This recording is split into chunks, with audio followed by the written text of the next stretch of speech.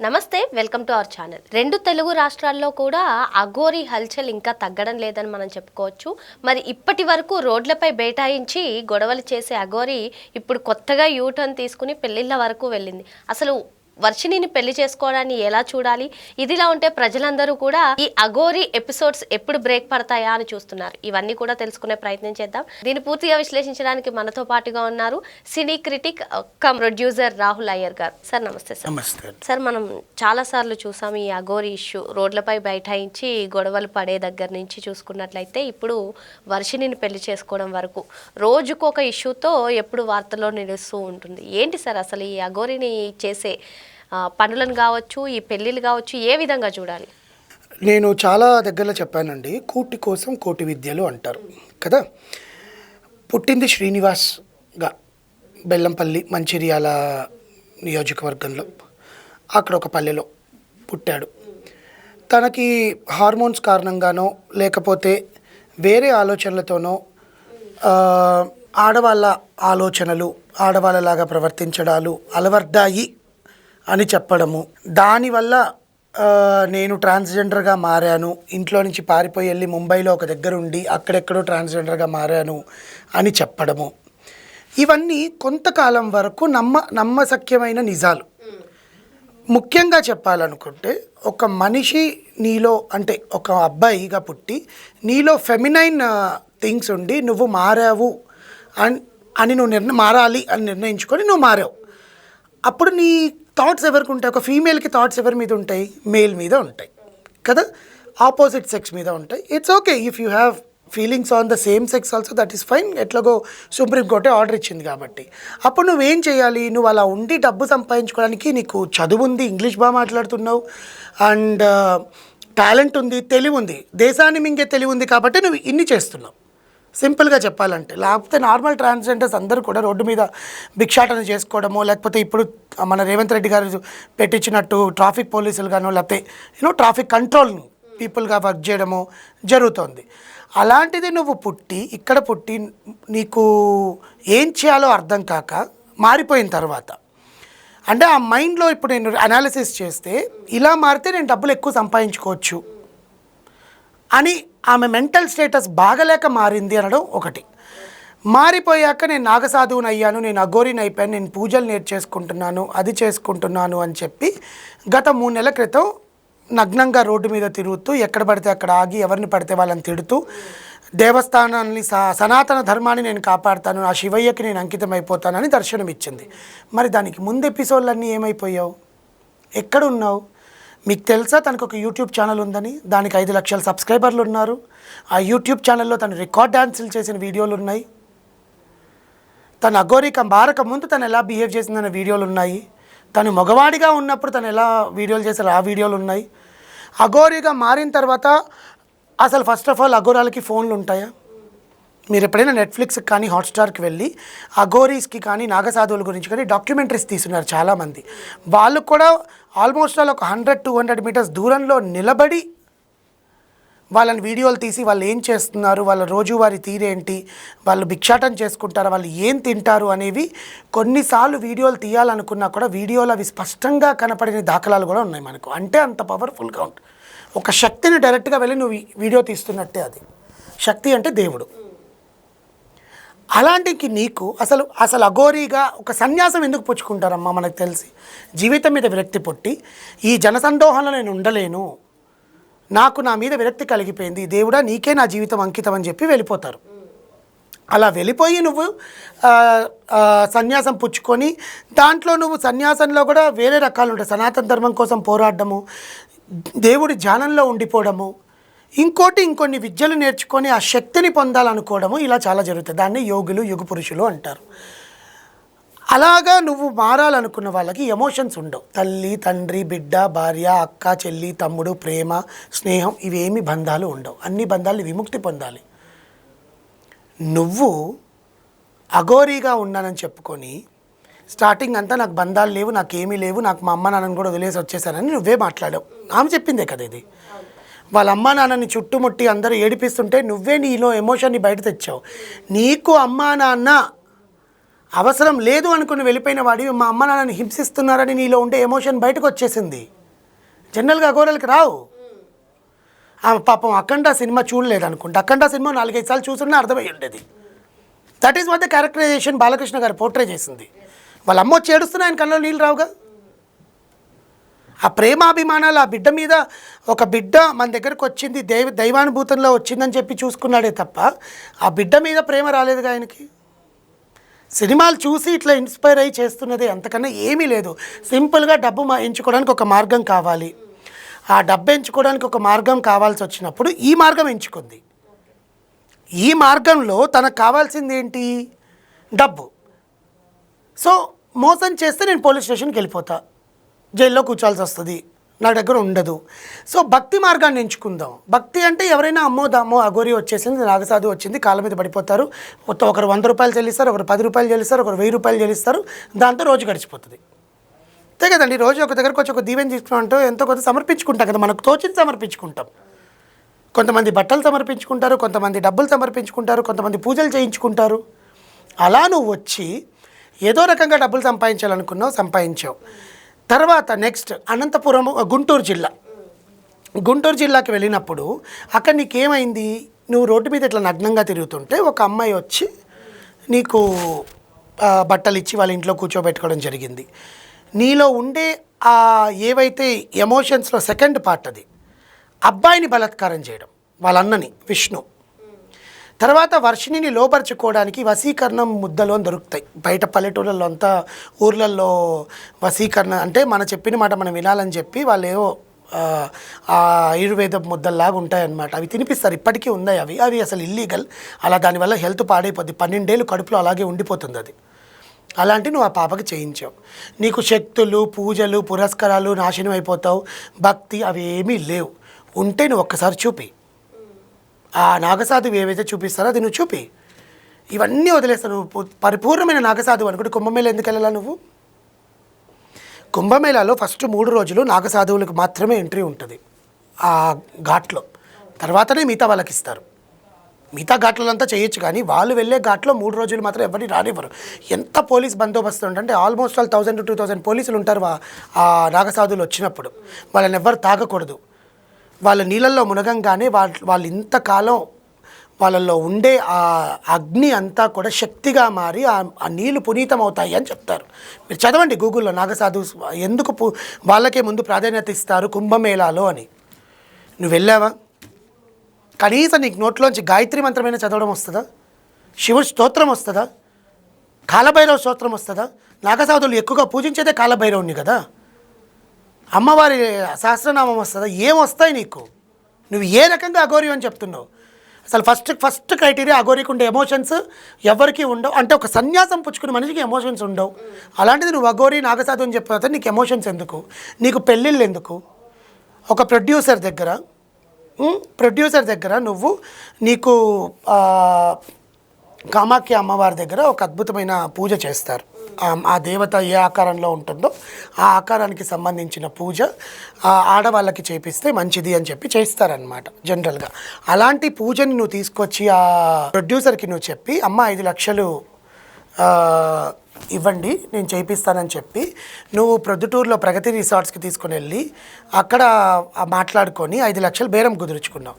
తర్వాత గుజరాత్లో ఉజ్జయినికో తీసుకుపోయి అక్కడ నువ్వు వాళ్ళకి ఆ పూజ చేయించాక అమ్మ ఈ పూజకు మిగతా డబ్బులు కానీ ఇవ్వకపోతే మీ కుటుంబం చేసిన పూజ అంతా వికటిస్తుంది, మీ కుటుంబానికి ప్రమాదం అని చెప్పి ఇంకొక 5 లక్షలు తీసుకున్నావు. మొత్తానికి 10 లక్షలు.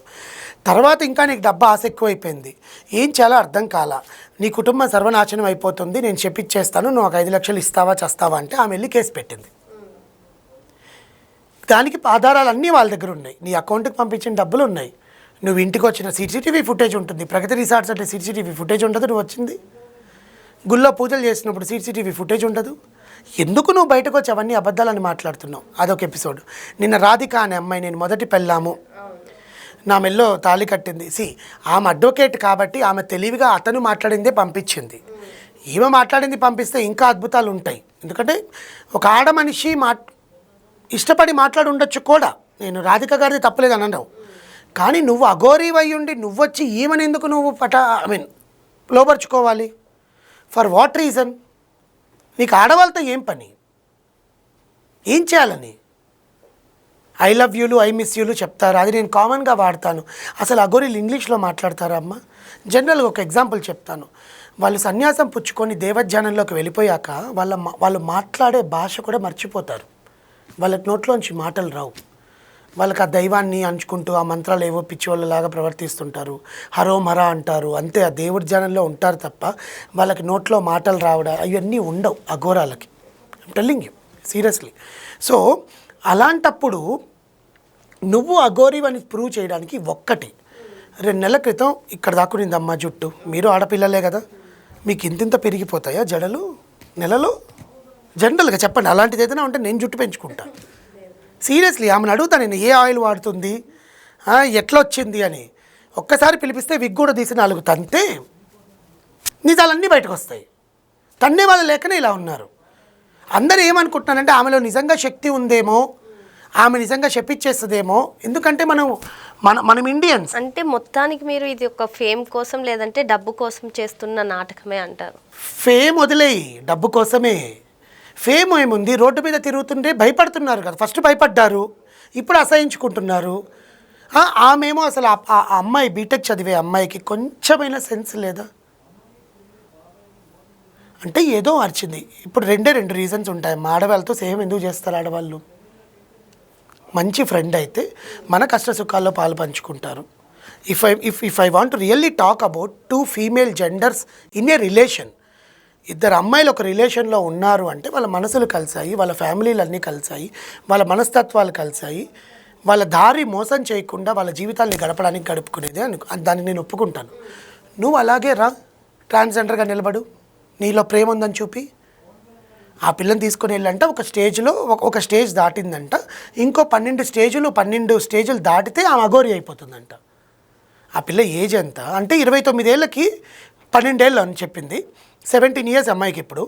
19 ఇయర్స్ మేజర్ అయిపోయింది. 19 ఇయర్స్ ప్లస్ 12 ఇయర్స్ అంటే 31 ఇయర్స్కి అమ్మాయి అఘోరి అయిపోతుందా? అంత ఈజీ అఘోరి కావడం?